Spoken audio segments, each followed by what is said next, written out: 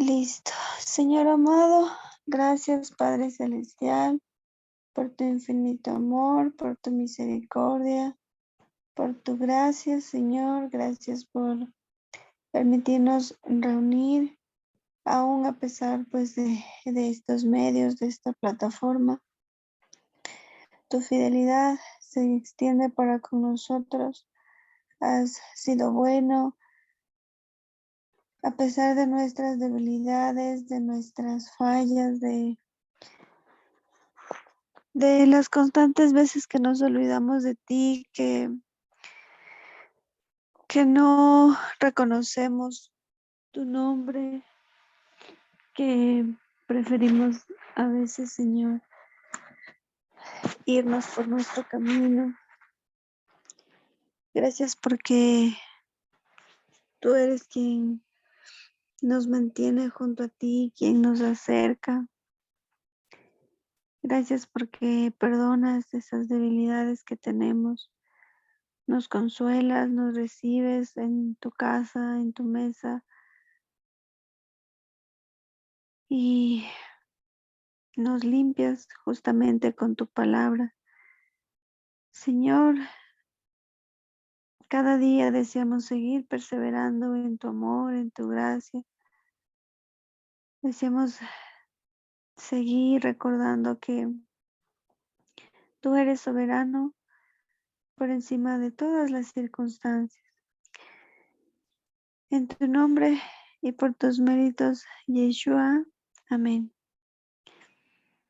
Muy bien, pues vamos a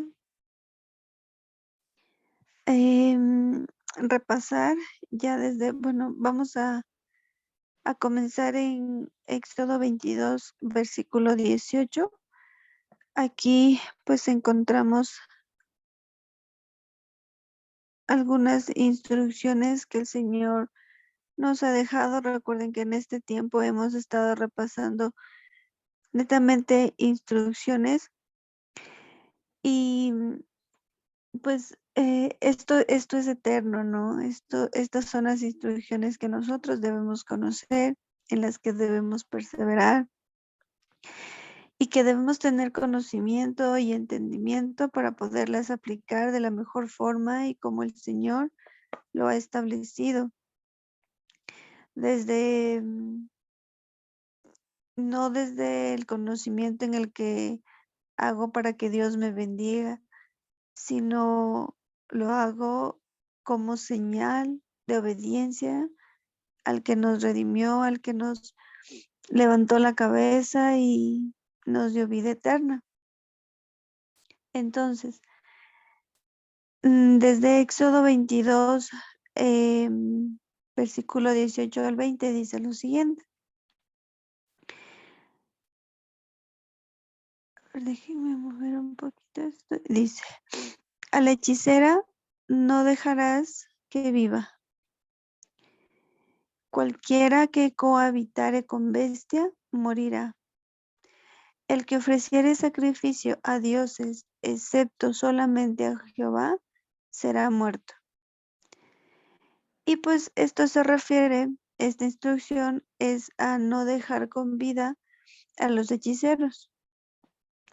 No significa que nosotros tengamos la competencia de pues ir en contra de la vida de alguien, ¿no? Entonces, no le dejé. Bueno, entonces, sin embargo, esto sucedía, ¿no? Sucedía en los tiempos de Moisés, pero más allá de eso, el principio es, porque este mandamiento se complementa con un texto que está en Levítico 19:31, que dice no consultar con adivinos, lo voy a leer más bien para no.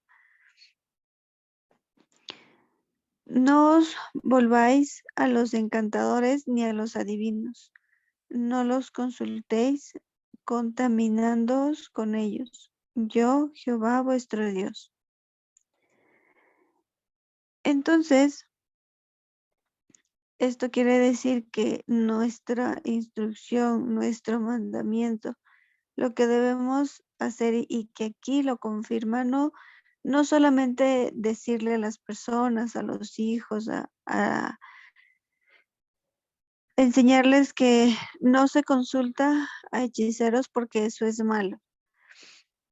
Más allá de que sea malo, significa que el Señor ha establecido que no consultemos con adivinos, que no nos metamos en nada de eso, que le ofrezcamos sacrificio solamente a nuestro Señor, porque Él es soberano y Él está por encima de esas cosas.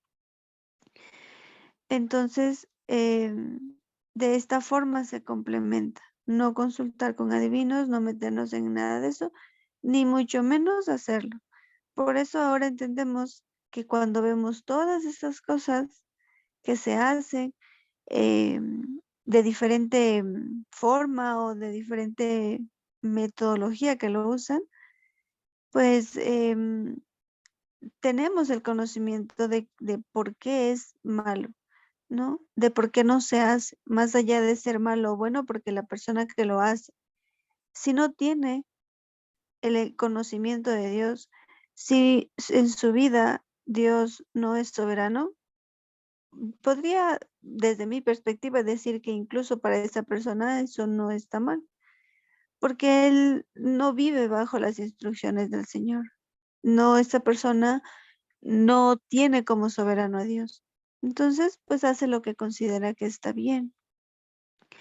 Pero en este caso, para nosotros que somos hijos de Israel, que Él es soberano en nuestra vida, pues no tenemos que meternos en nada de eso, ni mucho menos hacerlo. Levítico 26, vamos a leer también, Levítico 26, dice, y la persona que tendiere a encantadores o adivinos para prostituirse tras de ellos, yo pondré mi rostro contra tal persona y la cortaré de entre su pueblo. Entonces, esta es la importancia de no meternos en nada de eso, de no hacer caso a lo que digan encantadores o adivinos, hechiceros, porque esto sí existe. No significa que esto no sea real, no significa que esto no lo hagan las personas. Como vemos aquí que sí existen ejemplos de esto, pero esto, ¿cómo lo llama aquí en este pasaje de Levítico 26, que es bastante fuerte? Significaría prostituirnos tras de estos dioses, que si tenemos entendimiento, ellos pues igual son nada, ¿no? Comparados a nuestro Señor, creador de los cielos y la tierra, soberano, rey de reyes y señor de señores. Y dice aquí que si alguien hace esto, pues será cortado del pueblo. Y otro significado de esto sería que evocar espíritu de muerte, porque pues y prostituirse significa estar muerto, significa también pues que esta persona va a morir. Y esto representa rebeldía en contra de la autoridad de Dios, porque Él dice que no nos acerquemos, ni no consultemos, ni no nos metamos en nada de esto, en nada. He escuchado, por ejemplo, a las abuelitas, no un caso muy lejano, mi abuelita, mis tías a veces tienen conocimiento de que unas limpias a los niños, de que usar estas hierbitas para tal cosa y cosas que son un poco extrañas, la verdad. No tan extremas, no son como rituales, pero sé que, por ejemplo, en el campo eso se hacía. Y todo eso hay que discernirlo, todo eso hay que cortarlo. no hay que dejarlo porque obviamente esto nos representa algo malo para nosotros.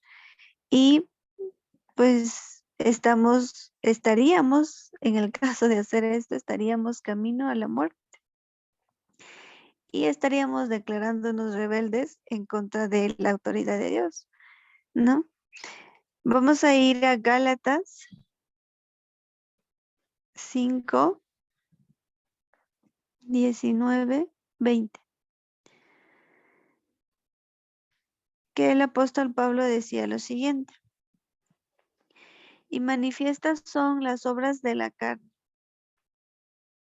que son adulterio, fornicación, inmundicia, lascivia, idolatría, hechicerías, enemistades, pleitos, celos, iras, contiendas, disensiones, herejías. Y continúa, ¿no? En el 21, envidias, homicidios, borracheras, orgías y cosas semejantes a estas, acerca de las cuales os amonesto, como ya os lo he dicho antes, que los que practican tales cosas no heredarán el reino de Dios. El apóstol Pablo decía esto y con firmeza que no heredarán el reino de Dios, porque ya en Éxodo el Señor nos había dado instrucción y había dicho, ¿no? No pueden meterse con nada de esto, ni mucho menos hacerlo, porque esto significa prostituirse, significa rebeldía en contra de la autoridad de Dios. Y él lo único que está haciendo es replicar esta instrucción. ¿Vale? Luego vamos a continuar en el Éxodo 22, 21.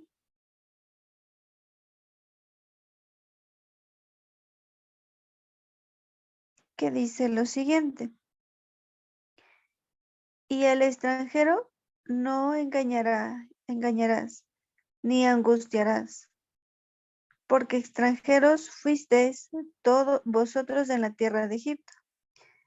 A ninguna viuda ni huérfano afligiréis, porque si tú llegas a afligirles y ellos clamaren a mí, ciertamente oiré yo su clamor, y mi furor se encenderá y os mataré a espada, y vuestras mujeres serán viudas y huérfanos vuestros hijos. Aquí nos está dando varias instrucciones.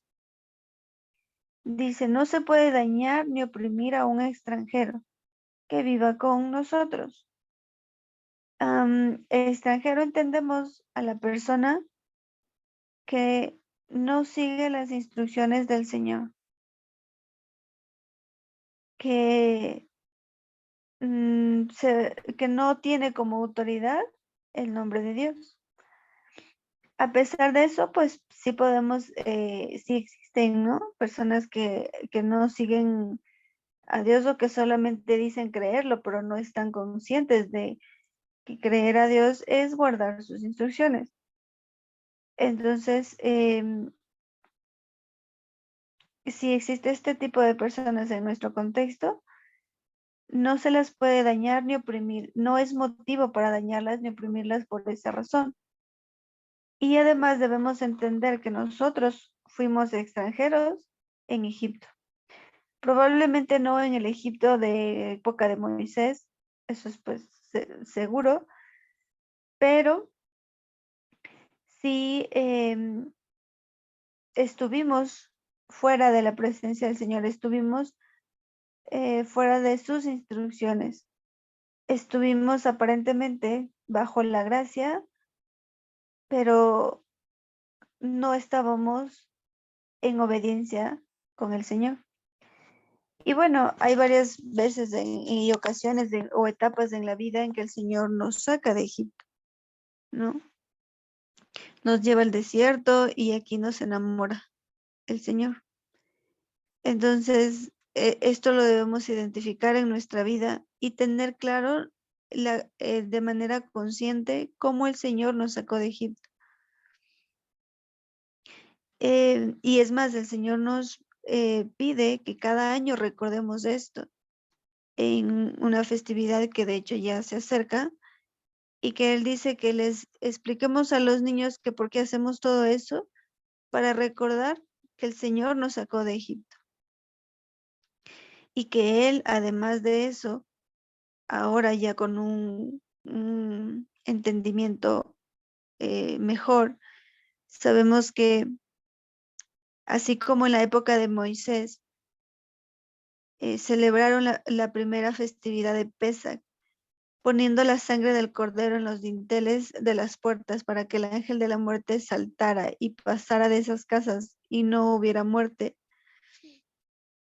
Así nosotros, por la sangre de nuestro Señor Jesucristo, hemos sido salvos. Esa es la sangre que nos redime y podemos recordar de esa forma que nosotros también fuimos extranjeros en Egipto. Por eso no podemos dañar ni oprimir a alguien que todavía esté en el mundo, porque el mundo para nosotros representa Egipto. Y es más, debemos tener conciencia de que probablemente estas personas son ovejitas del Señor, solamente que no lo saben.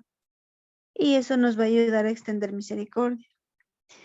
Por otro lado, dice que no podemos abusar de ninguna viuda ni de un huérfano. Aquí está hablando de manera específica, no un viuda y un huérfano. Pero, pues prácticamente es con nadie, ¿no?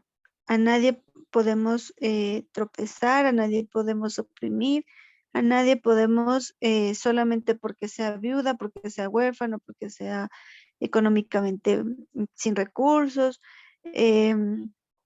y diferentes circunstancias. No podemos tropezar a nadie. De ninguna forma, ¿no? El abuso de ellos en cualquier forma no aplica, porque ellos clamarán a Dios y Él escuchará su clamor, ¿no? Esta es una razón principal y aunque hasta incluso pensaría yo que si son extranjeros, pero si claman al Señor, si ponen su mirada en Él no dudará en escuchar ese clamor. Si esto nos ha pasado a nosotros también, porque podemos estar del lado de que en el que hemos sido ofendidos, hemos sido oprimidos, ¿qué debemos hacer en lugar de irnos en contra de quien esté cometiendo este abuso? Clamar a Dios, escuchar, y porque Él escuchará nuestro clamor. No quedarnos callados, ojo. Y esto pues ahorita a mi mente se me vienen tipos de abusos que son ya más delicados, que son más, que demandan cuidado. Y la solución no es quedarse callado, no es solamente orar y poner en manos de Dios, sino siempre va a ser contarle a alguien, buscar ayuda y saber que eso no está bien, ¿no? Eh, son situaciones que quizás en nuestro entorno no suceden o no hemos escuchado, pero sí es una realidad, sí pasa. Y a veces por miedo, eh, justamente por esta sensación de que, o de vergüenza, nos quedamos callados. Pero saber que cualquier tipo de abuso psicológico, económico, físico, no está permitido. No está justificado por ningún motivo. Y pues lo principal, buscar ayuda en ese sentido. Adicional a eso, hacer con ellos, en lugar de oprimirles, en lugar de tratarles mal, en lugar de cometer algún tipo de abuso hacia un viudo, una viuda, un extranjero, un huérfano, no solamente es no cometer este hecho, ¿no? Sino al contrario, hacer con ellos lo que nos gustaría para nosotros. Es decir, tengo un extranjero en casa. Está bien que no le hago ningún daño, que no le he hecho mal, pero adicional a eso tengo que hacer con ellos lo que me gustaría que hagan conmigo, ¿no? Y pues aquí en este sentido tenemos estas dos instrucciones, ¿no? Vamos a continuar un poquito más en Éxodo 22, en el versículo 25. Dice lo siguiente: cuando prestares dinero a uno de mi pueblo, al pobre que está contigo, no te portarás con él como logrero, ni le impondrás usura. Si tomares en prenda el vestido de tu prójimo, a la puesta del sol se lo devolverás, porque solo es su cubierta, es su vestido para cubrir su cuerpo. ¿En qué dormirá? Y cuando él clamare a mí, yo le oiré, porque soy misericordioso. ¿Qué quiere decir esto? No comportarse como prestamistas ni cobrar interés si se presta dinero a alguien del pueblo. Y también podría ser algún extranjero, ¿no? No comportarnos como prestamistas. No. Si prestamos dinero, no cobrar interés. Y esto parecería algo, eh, no sé, como que hay personas que sí lo hacen, ¿no? Los famosos chulqueros, recordé ahorita de ellos. Bueno, eh, eso en Ecuador, ¿no? En nuestro país. No sé si luego este video puede escucharlo otras personitas de otros lugares, pero un chulquero es una persona que presta dinero, ¿no? Pero cobra intereses a su manera y luego hay tipos, pues muchos problemas en ese sentido, ¿no? Nosotros como hijos de Dios no podemos comportarnos de esta forma. Antes de esto ya decía que no puedo oprimir, no puedo abusar de un extranjero, una viuda, cualquier persona, no lo puedo hacer. Y en el caso de que preste dinero, no se cobra interés. Es lícito, sí, porque, o sea, de prestar dinero sí puedo prestar dinero. Ojo, alguien lo puede estar necesitando y probablemente sí le presto. Y lo que sí es lícito es recibir una prenda o una garantía por ese préstamo, ¿no? Em, y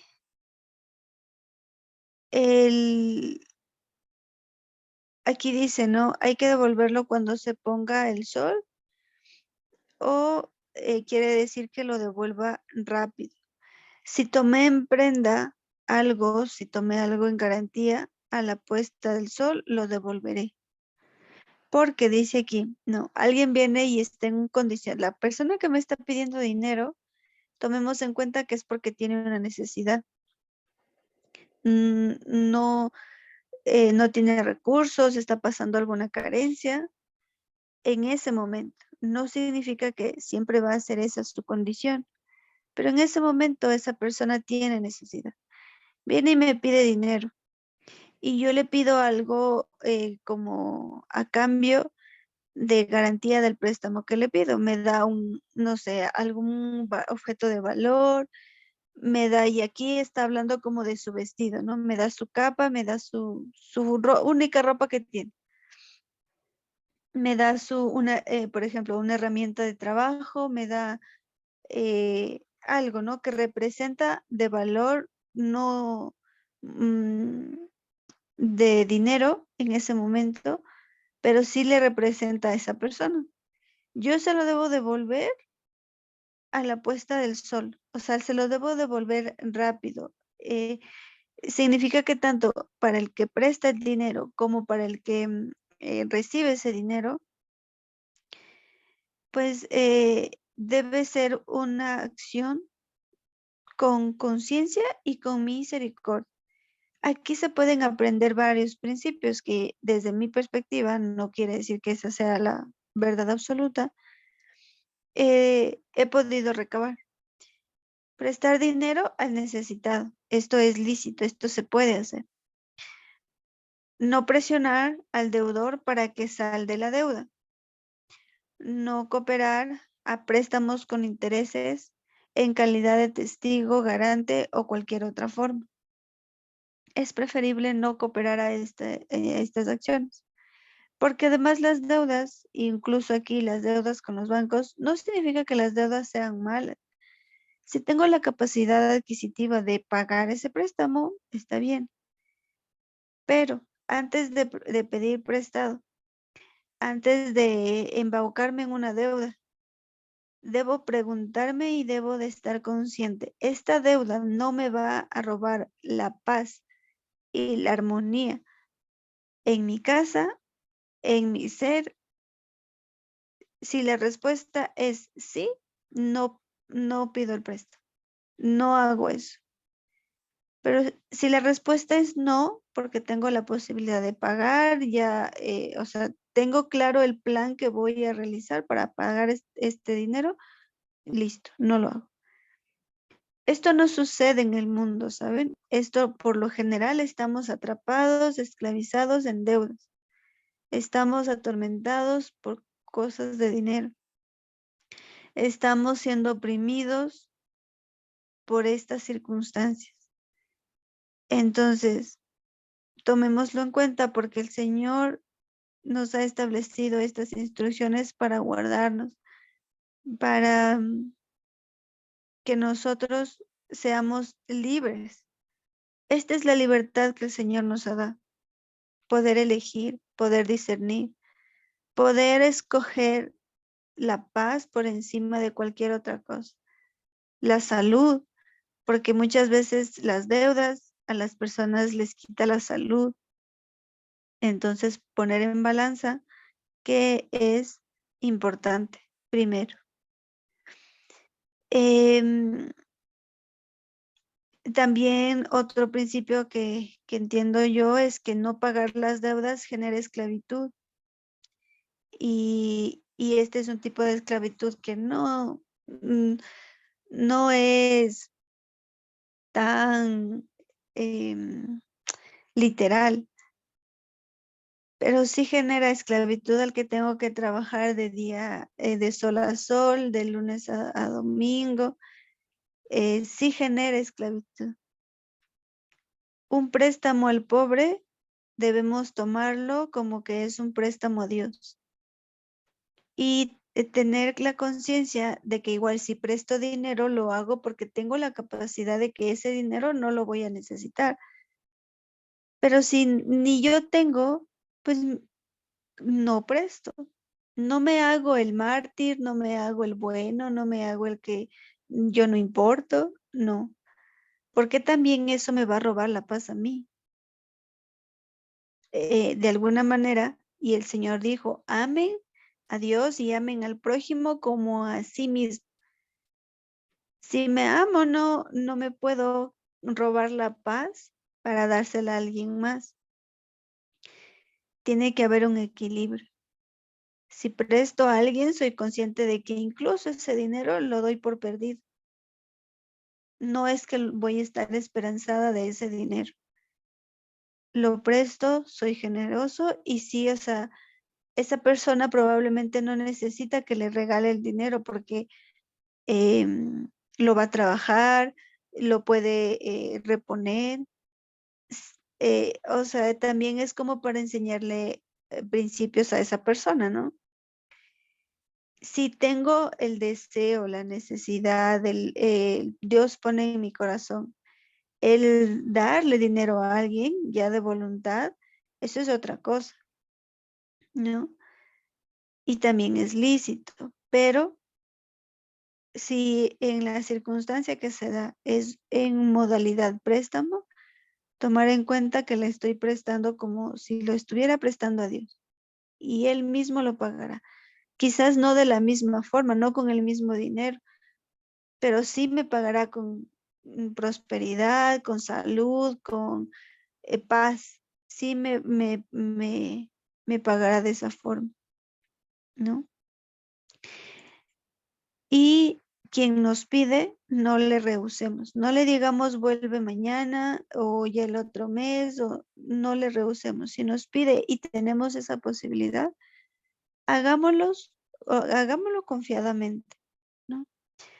Y no nos comportemos como prestamistas. Esta es la instrucción, ¿no? Y de aquí vemos que se puede obtener varios principios respecto a esta instrucción. Cosas que podemos aprender y que aplican, como vemos, hasta el día de hoy. Y que si las aplicáramos de manera consciente todos, tendríamos otro sistema económico. Pero como no es así, pues ahí vemos a la gente esclavizada por el dinero.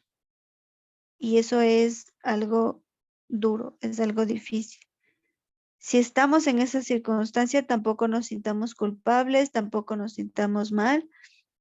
Al contrario, levantémonos, alcemos la cabeza, resolvamos el problema, seamos responsables y busquemos la manera de salir de esta esclavitud, en el caso de que nos esté pasando, ¿no? Éxodo 22:28 dice lo siguiente: no injuriarás a los jueces, ni maldecirás al príncipe de tu pueblo.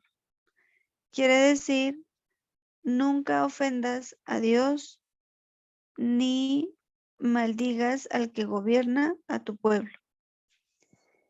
Esto para las distintas autoridades que están pues en este mundo, ¿no? Esto puede empezar desde la casa, ¿no? A los padres, en la escuela o en los colegios, a los maestros, a nivel social o a nivel trabajo, a los jefes, a nivel país, a los presidentes, a nivel de iglesia, al líder, a la persona encargada, a las personas que están pues ministrando. No maldecir, no ofender a quienes están bajo una posición de autoridad, independientemente de quién sea, de cómo haya llegado esa persona a esa posición. Si me cae bien o me cae mal, eso no es motivo para tener derecho de ofender, porque la maldición es la consecuencia de no honrar a Dios. El hecho de maldecir a alguien, el hecho de ofender a alguien ya es una consecuencia. Y esto pues va a implicar y tiene que ver con no honrar a Dios. No criticar a quienes Dios ha puesto como responsables de, ya les digo, algunos grupos, ¿no? Escuela, trabajo, iglesia, país, gobierno, no criticar. No emitir juicios que condenen a otros. El gobierno de este mundo tomar en cuenta que es temporal. Estamos en este mundo, pero no somos de este mundo. No nos podemos contaminar con estas cosas. Es preferible dejárselas a Dios. Sí puedo manifestar mi enojo, sí puedo manifestar mi ira, que estoy en contra, sí puedo expresarme, sí puedo hablar, no significa que me tengo que aguantar todo, que me tengo que quedar callado y que es preferible que no diga nada, no. Si veo que una autoridad y tengo la posibilidad de decirle que es probable que esto no esté haciendo bien, en lugar de estar hablando a las espaldas, en lugar de estar ofendiéndole o maldiciéndole, se lo digo. Hablo con esta persona, se lo comento, se lo sugiero, le pregunto, pero no emito juicio. no me voy en contra de la autoridad de Dios. No. Vamos a ir un poco más. También o sea, significa, ¿no? Esta instrucción de no injuriar a los jueces porque tendría que ver con Dios mismo, ¿no? Y no maldecir a Dios. Esto puede suceder en el caso de sentirnos perjudicados en un juicio. Yéndonos al otro lado, soy la persona que está bajo esta responsabilidad de autoridad. Soy la persona que tal vez está siendo oprimida por algún juez, alguna dignidad de autoridad, ¿no? Por ningún lado tengo la posibilidad de maldecir, porque sí me puede pasar que me siento perjudicado, sí puede pasar que me siento que esto no es justo, ¿no? Pero eso no es motivo para decir Dios se olvidó de mí, Dios no me quiere, Dios me está castigando, esto es por mi culpa.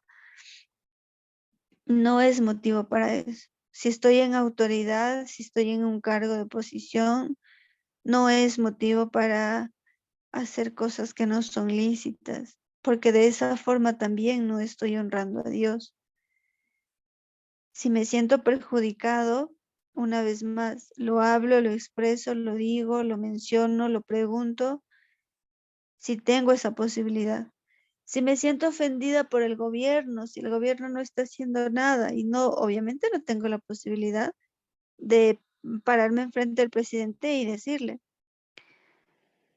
pero tengo la posibilidad de cambiar mi entorno, de ser responsable de mí, de saber que nuestro principal soberano es Dios y no tengo derecho de estar hablando mal, por ejemplo, del presidente. No me puedo parar enfrente del presidente, que el presidente esto, que el presidente aquello, que el presidente tal, que no puedo.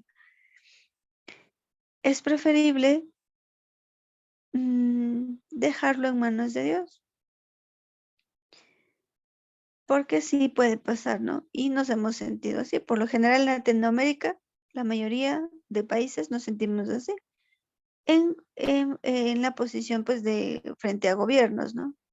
Pero esto nos puede pasar desde microentornos a macroentornos, ¿no? O sea, como en contextos pequeñitos, como en casa, como en algún grupo de amigos, en diferentes contextos. Comisiones que tenga. Ahorita se me vino a la mente, por ejemplo, los que son papitos y son de la delegación de estudiantes, son presidentes en el curso, hay esto, ¿no? Siempre hay esto, un orden. En este sentido, pues, de ninguna forma se puede maldecir a la autoridad que Dios ha puesto como responsable, porque esto implica maldecir a Dios. Por otro lado, también es no insultar, con lo que ya he mencionado, no insultar a un líder del pueblo, de la escuela, del trabajo, y bueno, lo que nosotros ya en nuestra vida percibamos, lo que tengamos, porque esto no aplica, no tengo, por ejemplo, hijos, no tengo esta responsabilidad. Entonces, tengo conocimiento ya que de ciertas instrucciones para los hijos, pero yo por lo menos no las puedo todavía aplicar porque no tengo aquellos. Vamos a ir un poquito más, versículos 29 y 30. Bueno, vamos a ver si acabamos este capítulo. Éxodo 22, 29, 30. No demorarás la primicia de tu cosecha ni de tu lagar. No darás el primogénito, me darás el primogénito de tus hijos. lo mismo harás con con el de tu buey y de tu oveja. 7 días estará con su madre, y el 8º día me lo darás. Y me seréis varones santos, no comeréis carne destrozada por las fieras en el campo, a los perros la echaréis. Aquí tenemos varias instrucciones. No te demorarás en en presentar las ofrendas. Lo primero, lo principal es para Dios. Y aquí pues es una instrucción referente pues a lo que es primero, ¿no? Aquí está en el versículo, dice, no demorarás la primicia. La primicia tiene que ver con lo primero o lo principal. Cuando, en nuestro caso, que ya nuestro sistema económico no es siembra y cosecha, no es de la agricultura, pero nuestro sistema económico pues es dinero. Cuando recibimos un pago, cuando recibimos un salario, lo primero, lo principal es para Dios. El diezmo o la provisión para la familia primero.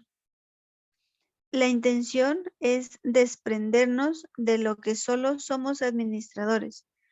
Dios no necesita nuestro dinero. Dios no necesitaba en la época de la cosecha la primicia de los frutos.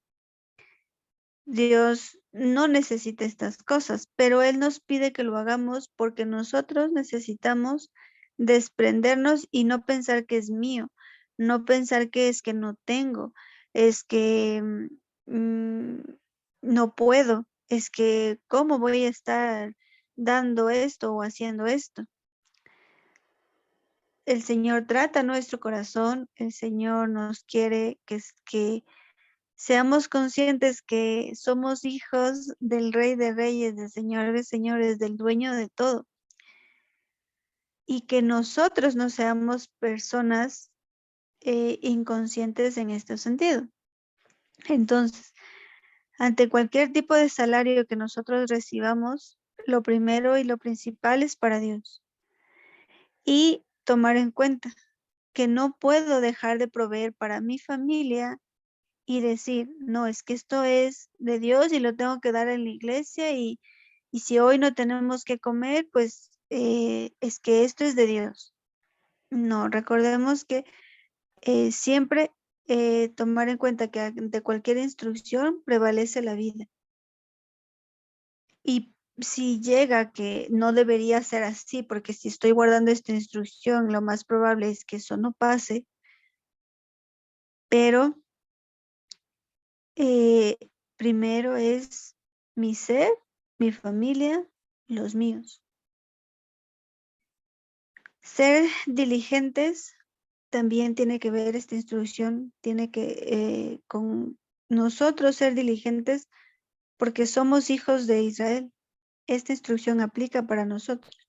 Si les dicen o si hemos escuchado que esto ya no aplica, que esto no se hace, o es que yo lo hago de esta forma, pues analicémoslo, ¿no? Porque el Señor nos ha dado maneras de cómo ser buenos administradores, de cómo ser buenos líderes, ¿no? Entonces, tomar en cuenta que del salario que reciba, de manera diligente y desprendiéndome de lo que no es mío, lo primero y lo principal es para Dios. La pregunta es aquí para reflexionar, por eso la puse. ¿Nos cuesta desprendernos? En muchas ocasiones sí. Sí, porque pensamos que es todo lo que tengo, porque pensamos que le estoy dando a alguien que no lo va a ocupar de buena forma, porque pienso que no se lo merecen, porque, bueno, diferentes cosas. Si no les ha pasado esto, a mí sí me ha pasado. Bueno, no a tal punto, ¿no? porque también en este sentido uno ha recibido instrucción, y en mi caso recibí instrucción de mi mamá, y desde que yo empecé a generar un salario, que empecé a recibir un salario, más bien dicho, ella me dio esta instrucción. Y desde ahí, pues, he podido ver, y en eso sí puedo contar, que el Señor siempre es fiel. Eh, Él no es deudor de nadie. Entonces eso podríamos nosotros cuestionarnos, nada más. Nos cuesta desprendernos, vemos que a las personas les cuesta desprendernos. Entonces esto sí es algo que pasa, por eso el Señor lo estableció, para que los hijos de Dios, para que los hijos de Israel seamos la diferencia, seamos la sal, seamos la luz en este sentido. Primicia tiene que ver con Reshit y se refiere a lo mejor de lo primero. Por eso es antes de usar el salario que recibimos para pagar deudas, para pagar esto, para comprarme esto, para lo que sea. Antes de eso tengo que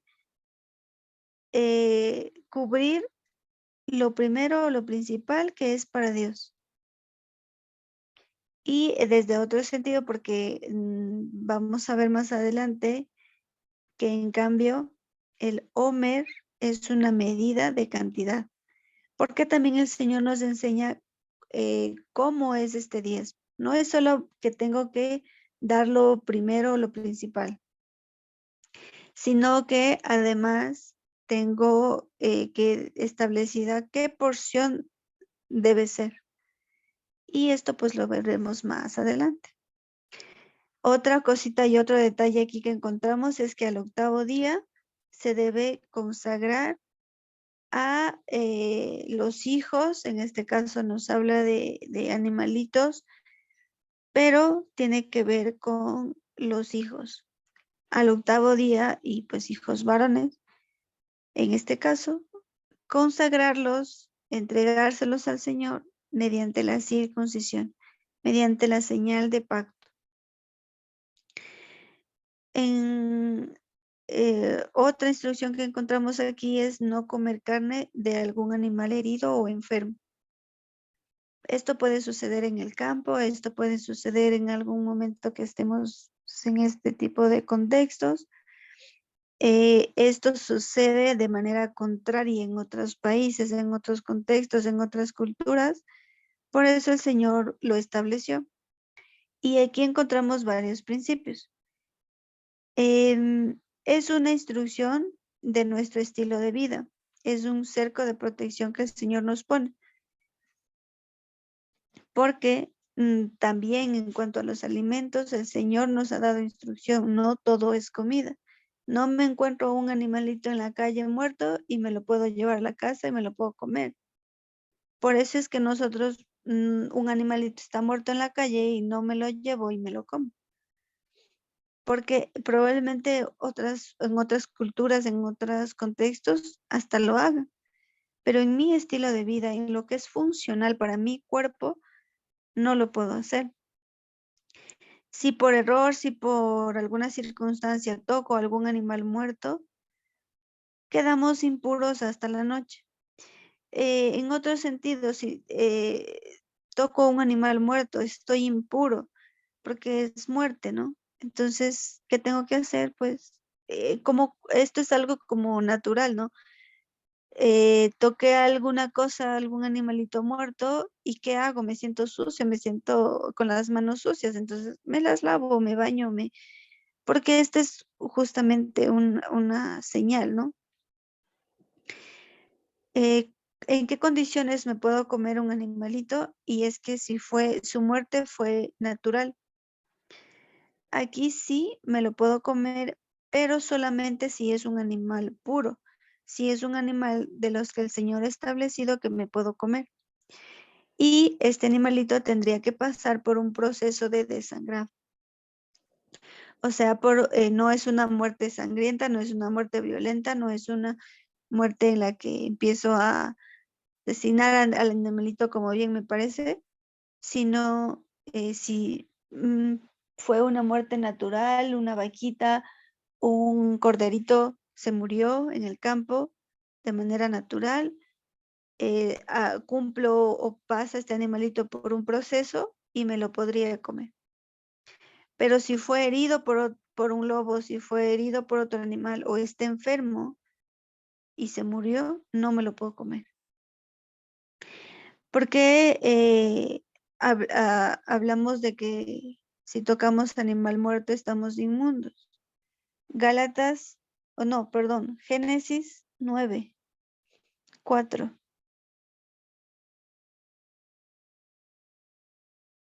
dice, pero carne con su vida, que es su sangre, no comeréis. Carne con su vida, que es su sangre. En la sangre está de alguna manera la vida física, ¿no? No la vida espiritual, no la vida que el Señor nos ha dado eterna. Si ya no tengo sangre, si no circula sangre por mi cuerpo, estoy muerto. Entonces, sangre tiene que ver con justamente, ¿no? Lo que me da vida. Por eso no está permitido. Levítico 7. Estamos casi por concluir. Levítico 7, 26, 27. Además, ninguna sangre comeréis en ningún lugar en donde habitéis. Ninguna sangre en ningún lugar donde habitéis. Quiere decir que estoy ahora aquí en Ecuador. Hasta aquí dice que ninguna sangre puedo comer, ni de aves ni de bestias. Cualquiera persona que comiere de alguna sangre, tal persona será cortada de entre su pueblo.